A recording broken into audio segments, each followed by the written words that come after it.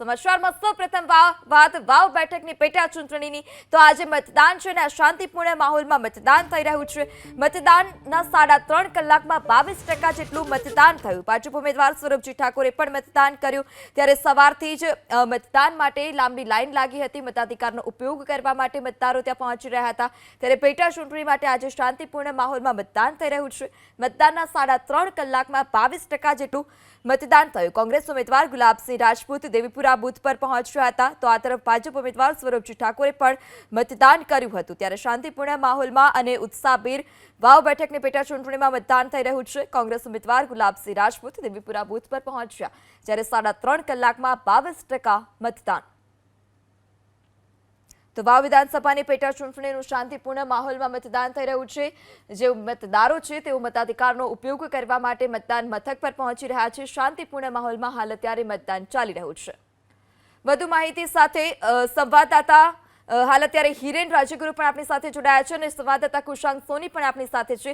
જે હિરેન, હાલ અત્યારે આપ કયા બૂથ પર છો અને ત્યાં કેવો માહોલ જોવા મળી રહ્યો છે મતદાનને લઈ? ભાભર તાલુકાનું અબાસણા ગામ છે। અબાસણા ગામ એટલે સાંસદ ગેનીબેન ઠાકોરનું પિયર છે આ, અને અહીંયાની જે પ્રાથમિક શાળાની અંદર જે મતદાન માટેની વ્યવસ્થા ગોઠવવામાં આવી છે, રાજનગર પ્રાથમિક શાળા, તેના મતદાન બૂથ ઉપર હું અહીંયા પહોંચ્યો છું। પૃથા, બે બાબત સૌથી સારી અત્યારે જોવા મળી રહી છે। એક તો મતદાનની ટકાવારી જે સામે આવી છે કે 3 કલાકની અંદર 22% જેટલું મતદાન થયું છે, તો આ ઘણી જ સારી બાબત છે। પેટા ચૂંટણી છે અને પેટા ચૂંટણીની અંદર જે મતદારો છે એ ખૂબ જ ઉત્સાહ દર્શાવી રહ્યા છે, એ આ ટકાવારી ઉપરથી ફલિત થાય છે। બીજી બાબત સારી એ છે કે અત્યાર સુધી ક્યાંય પણ એક ઈવીએમ મશીન ખોટકાવાની સમાચાર સામે આવ્યા, એ સિવાયના કોઈ સમાચાર ના તો ઈવીએમ મશીન ખોટકાવાના આવ્યા છે કે ક્યાંય કોઈ જગ્યાએ કોઈ બબાલ થઈ હોય એ પ્રકારે ના આવ્યા છે। સંપૂર્ણ રીતે શાંતિપૂર્ણ માહોલની અંદર મતદાન યોજાઈ રહ્યું છે। 22% જેટલું મતદાન પ્રથમ 3 કલાકની અંદર એ અત્યંત સારી બાબત દેખાડે છે કે મતદારોની અંદર, અને ખાસ જે બનાસકાંઠાના આ વાવ મત વિસ્તારના જે મતદારો છે એમની જાગૃતતા અહીંયા દેખાડે છે અને મતદાન પ્રત્યેની પોતાની જે નિષ્ઠા છે એ દર્શાવી રહ્યા છે। હાલ જે ટકાવારી આવી છે એના ઉપરથી જો એક અંદાજ મૂકવામાં આવે તો સ્પષ્ટપણે કહી શકાય કે પેટા ચૂંટણીની અંદર વાવ મત વિસ્તારની અંદર જે મતની ટકાવારી છે, મતદાનની ટકાવારી એ ઊંચી જશે, એટલે કે સારામાં સારું મતદાન થશે એવું સ્પષ્ટપણે અત્યારે કહી શકાય। 321 બૂથ છે અને 321 બૂથ ઉપર અત્યારે આ પ્રકારેનો માહોલ છે। ક્યાંક કતારો વધારે લાંબી જોવા મળી રહી છે, ક્યાંક થોડા મતદારો પરંતુ સતત આવી રહ્યા છે, એ પ્રકારના દ્રશ્યો સામે આવી રહ્યા છે। પૃથા, જી હિરેન, આપ અમારી સાથે જોડાયેલા રહેજો। સંવાદદાતા કુશાંક સોની પણ આપની સાથે છે। કુશાંક, હાલ અત્યારે ત્યાં કેવો માહોલ જોવા મળી રહ્યો છે મતદાનને લઈ? લોકોમાં કેટલો ઉત્સાહ? બિલકુલ, અલગ અલગ સ્થળો પર મતદાન કરવા માટે લોકો પહોંચી રહ્યા છે વહેલી સવારથી, પરંતુ આપણી સાથે અત્યારે કોંગ્રેસના ઉમેદવાર ગુલાબસિંહ રાજપૂત છે, તેમની સાથે વાત કરશું। ગુલાબસિંહ, ત્રિપાખીઓ જંગ પહેલેથી હતો, 22% જેટલું મતદાન થયું છે। એક તો પહેલાં ઉમેદવાર તરીકે વધુ મતદાન થાય તેના માટેની તમારી અપીલ, અને આ ત્રિપાખીઓ જંગ કેવી રીતના જોઈ?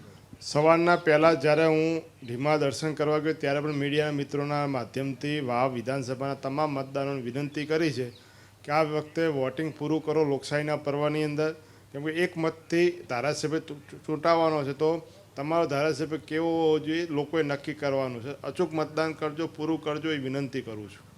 અને સાથે આજે સવારથી જે ગામડામાં જઈએ છીએ, અમને પહેલા દિવસે જે અંદાજ હતો એ જ પ્રમાણે ટ્રેન્ડ ચાલી રહ્યો છે અને છેક માવસરેથી લઈને ભાભર તાલુકા સુધી કોંગ્રેસ પાર્ટી પહેલા નંબરે રહેશે, બીજા નંબરે અપક્ષ રહેશે, ત્રીજા નંબરે ભાજપ રહેશે એવું અનુમાન લાગી રહ્યું છે।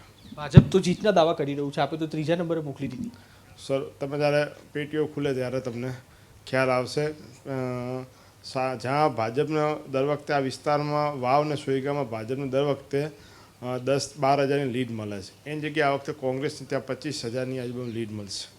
સ્વરૂપજી સાથે પણ સવારે મારે વાતચીત થઈ હતી, તેમનું કહેવું હતું કે લગભગ 7 વર્ષથી અહીંયા આગળ આ જે પર્ટિક્યુલર વાવ વિધાનસભા છે ત્યાં આગળ ડેવલપમેન્ટ નથી થઈ શક્યું ને તેના કારણે પ્રજા છે તે હવે ભાજપને ચૂંટીને મોકલશે। આપ શું માની રહ્યા છો? શું આ કારણ તેમનું કેટલું યોગ્ય છે કે પછી એક વિશ્વાસ વધારવાની વાત? સરકાર ભાજપની છે, કામ કરવાની ફરજ ભાજપની, સરકાર બનવાનું, કર્યું ના કર્યું અમે તો કોંગ્રેસના ધારાસભ્ય જ્ઞાનીબેન હતા, જ્યાં જઈએ ત્યાં જ્ઞાનીબેનના વિકાસના કાર્યો બોલે, ક્યાંક રસ્તો બોલે, ક્યાંક બીજી જીવન જરૂરિયાતના વિકાસના કાર્યો બોલે, ક્યાંક કેનાલનું કામ બોલે, અલગ અલગ કામ જ્ઞાનીબેનના આ વિસ્તારમાં બોલી રહ્યા છે. એટલે ભાજપના પાસે અમારે સર્ટી લેવાની જરૂર નથી, કામ થાય છે કે નથી થતા, પણ તેમ છતાં ભાજપની સરકાર છે ને આટલા બધા ભાજપના અહીંયા વિધાનસભાના આગેવાનો રહ્યા તો એ કેમ નથી કરાવતા? અહીંયા 50% વોટ કોંગ્રેસના છે તો 45% ભાજપને પણ વોટ મળે જ છે ને. તો એ 45% માટે એ લોકો કેમ રજૂઆત નથી કરતા?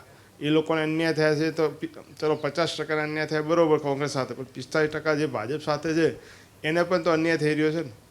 એટલે લોકો સમજે છે કોણ પોતાનું કોણ નહીં, આ વખતે લોકો સાબિત કરી આપશે. ગુલાબસિંહ, એક અંતિમ સવાલ, કારણ કે તમે પણ પ્રચારની વ્યસ્તતામાં છો, માફ કરશો ચૂંટણીની વ્યસ્તતામાં છો. લાગી રહ્યું છે અપક્ષ તરીકે માવજીભાઈ છે તે કોંગ્રેસની ગેમ છે, કોંગ્રેસનો ખેલ છે તે બગાડી શકે, આપને લાગી રહ્યું? કોંગ્રેસને ગેમ કોઈ બગાડી શકે એમ નથી. આ વખતે લોકો મતદારો કોંગ્રેસ સાથે છે. હા, સ્વાભાવિક રીતે માવજીભાઈ સેકન્ડ નંબરે રનર્સઅપ હતા, તો એની અંદર ભાજપે જે રીતે સરકારના દબાણથી, તંત્રના દબાણથી કેટલું માવજીભાઈ નુકસાન ભાજપ કરે છે એ દેખવાનું છે. બાકી અમારે તો જે અમારો મતદાર છે અમારી સાથે છે.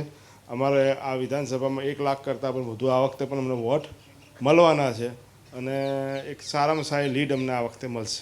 કોંગ્રેસના ઉમેદવાર ગુલાબસિંહ રાજપૂત આપણી સાથે જોડાયા હતા, જે અત્યારે અલગ અલગ સ્થળો પર ફરી રહ્યા છે અને જે મતદારો છે, બૂથ એજન્ટો છે, તેમને મળી રહ્યા છે. જીતનો આત્મવિશ્વાસ તેઓ વ્યક્ત કરી રહ્યા છે અને એક મોટું નિવેદન તેમના તરફથી આપવામાં આવ્યું છે કે આ ચૂંટણીમાં પહેલા નંબરે કોંગ્રેસ, બીજા નંબરે અપક્ષ એટલે કે માવજીભાઈ અને ત્રીજા નંબરે ભાજપ એટલે કે સ્વરૂપજી ઠાકોર ને પ્રજા છે તે મત આપશે. અને હાલ તમામ ઉમેદવારો છે તે અલગ અલગ બૂથ ઉપર જઈ અને વધુમાં વધુ મતદાન થાય અને સુરક્ષિત મતદાન થાય તેના માટેની સમીક્ષા કરી રહ્યા છે.